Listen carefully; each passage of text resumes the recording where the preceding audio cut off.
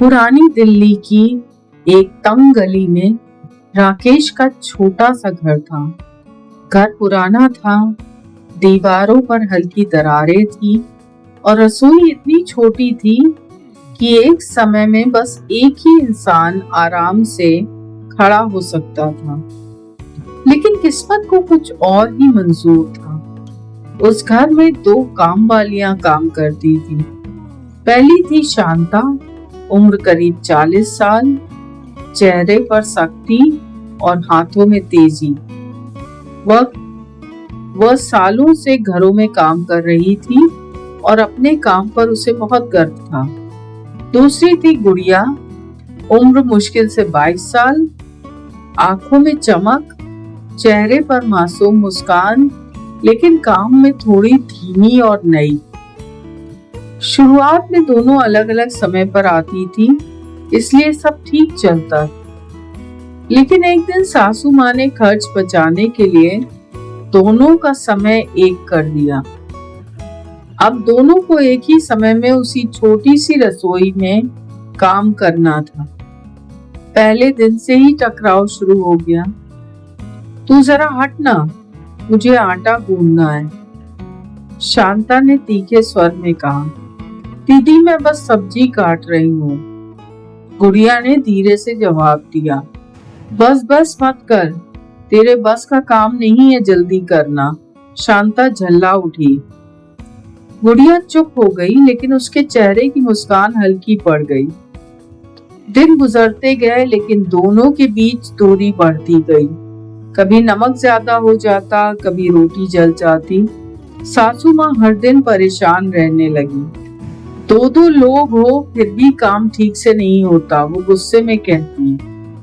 एक दिन घर में बड़ी दावत रखी गई। राकेश के कुछ खास मेहमान आने वाले थे। सासू माँ ने दोनों को सख्त हिदायत दी, आज अगर खाना खराब हुआ तो दोनों की छुट्टी। अब माहौल और तनावपूर्ण हो गया। सुबह से ही दोनों रसोई में थी। शांता तेजी से सब्जी काट रही थी और गुड़िया चुपचाप मसाले तैयार कर रही थी। दोनों के बीच खामोशी थी, लेकिन अंदर बहुत कुछ चल रहा था। अचानक गैस की आंच तेज हो गई और कढ़ाई में सब्जी जलने लगी। अरे ये क्या हो गया? शांता घबरा गई। गुड़िया ने तुरंत पानी डाला, मसाले संतुलित किए और सब्जी को संभाल लिया। शांता पहली बार चुप हो गई। उसने गुड़िया को देखा। उस नजर में पहली बार गुस्सा नहीं बल्कि सम्मान था। उस दिन दोनों ने बिना झगड़े मिलकर खाना बनाया। मेहमान आए, खाना खाया और तारीफों की बारिश कर दी। वाह, बहुत स्वादिष्ट खाना है, एक मेहमान बोला। सासू माँ मुस्कुरा दी। उस दिन के बाद कुछ बदल गया। शांता गुड़िया को डांटने के बजाय सिखाने लगी। देख देख, आटा ऐसे गूंथते हैं, वह धीरे से कहती। गुड़िया भी अब ज्यादा ध्यान देने लगी। दीदी आप थक जाती हो, मैं ये काम कर देती हूँ, वह प्यार से कहती। धीरे धीरे दोनों के बीच एक अजीब सा रिश्ता बन गया। न दोस्ती न बहनापा, लेकिन कुछ बहुत गहरा। एक दिन गुड़िया देर से आई। शांता परेशान हो गई। कहाँ रह गई थी तू? उसने आते ही पूछा। गुड़िया की आंखों में आंसू थे। माँ बीमार है, दवाई के पैसे नहीं थे, उसने धीमे से कहा। शांता कुछ पल चुप रही, फिर अपने पर्स से पैसे निकालकर उसके हाथ में रख दिए।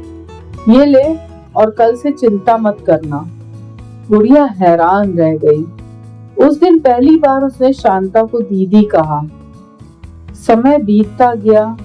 दोनों अब एक टीम बन चुकी थी। छोटी सी रसोई अब भी वही थी, लेकिन अब वहां झगड़े नहीं, हंसी गूंजती थी। लेकिन जिंदगी हमेशा एक जैसी नहीं रहती। एक दिन राकेश की नौकरी चली गई। घर में पैसों की तंगी आ गई। सासू माँ ने एक दिन दोनों को बुलाया।